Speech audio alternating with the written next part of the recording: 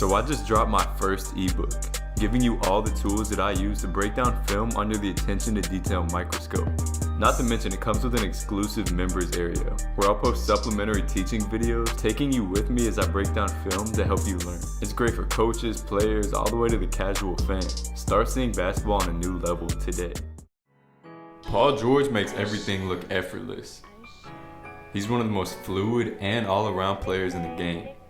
And when you pair that with being 6'10", explosive, and smart, it makes for one hell of a player. Let's look at him under the microscope throughout the years.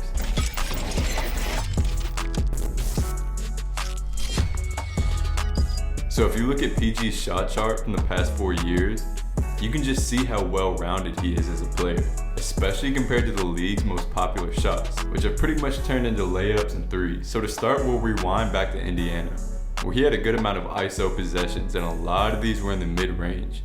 So we'll focus on that first. The most key part of PG's game in the mid-range is his simplicity. He gets downhill and looks for the most simple shot. If that's a layup, because he gets that initial burst past his defender and reads open space, he'll use his strength to get to the bucket. Now if he reads a help defender step up like here, it's gonna be a pull-up. Or many times, his initial defender will turn their hips and he'll realize that that one dribble pull-up is there. So we'll take that in a heartbeat. Easy. Also, he is 6'10", so if you put a shorter, quicker player on him, he has a high release and can shoot over them. But most of the defenders his height or taller, they can't keep up with his quickness. It's an impossible mismatch as a coach. Plus, he elevates so quickly that by the time the defender decelerates, PG is in the air. This is one of the most dangerous qualities you can have in the mid-range, just getting off the floor extremely quickly. He also realizes that he can play at a slower pace in the mid-range, since he doesn't need that much separation from the defender.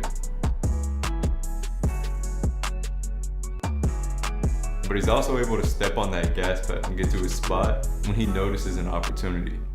And when he combines this gas pedal with the change of direction, it's over for his defenders.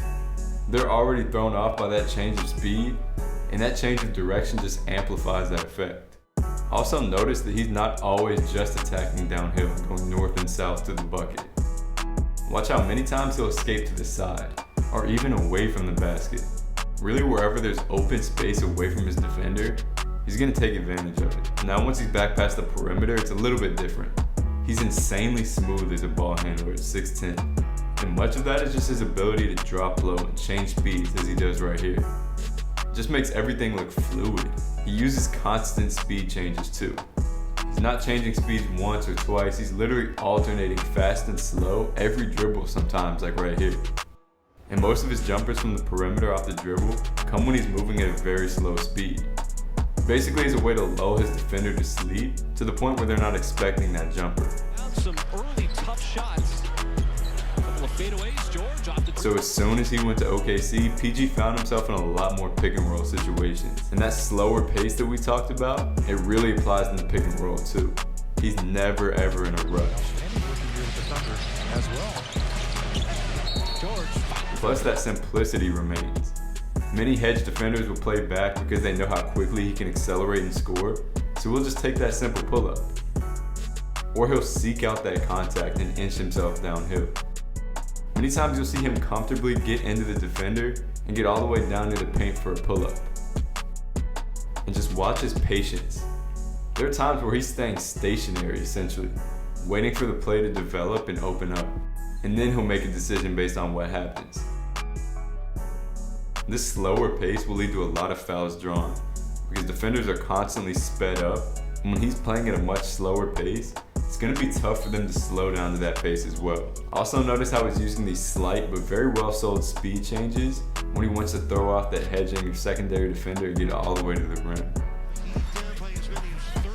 Recently, especially with the Clippers, he's really found a ton of opportunities off the ball. Right now, over 50% of his half-court possessions are either off-ball spot-ups, off screens, handoffs, etc.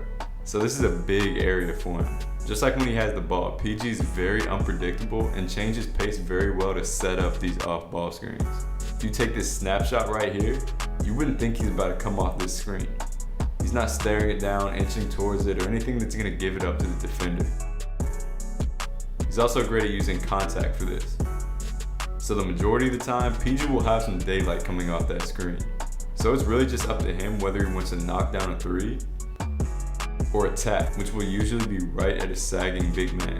More looks at the rim and from three. The Trailblazers, Damian Lillard, you feel for them with how hard they are playing. Here's Paul George. Also, it may sound crazy, but a lot of NBA defenders don't really put that much effort into getting around screens quickly. Watch how Booker gets beat badly and then just dies on the screen.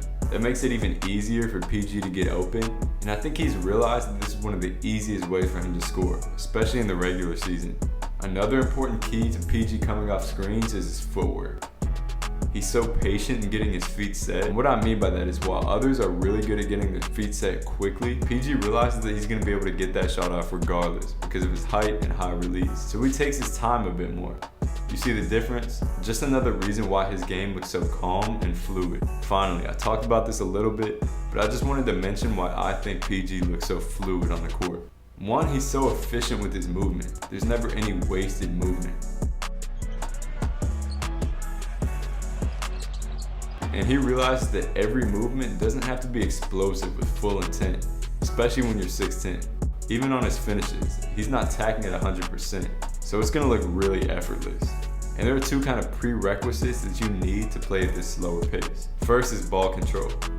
PG is so comfortable with the ball that he can confidently hand it with the defender in front of him and not get sped up by pressure. Secondly, he finds ways to protect the ball with his body, and as a result, he can play as slowly as he wants without losing his composure.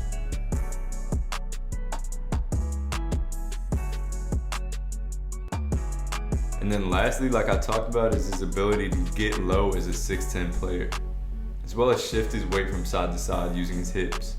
It's really insane, and it prevents him from ever being stiff as a ball handler. I hope you guys enjoyed this video. Let me know what you think in the comments. Follow me on Instagram at ByAnyMeansBasketball for way more.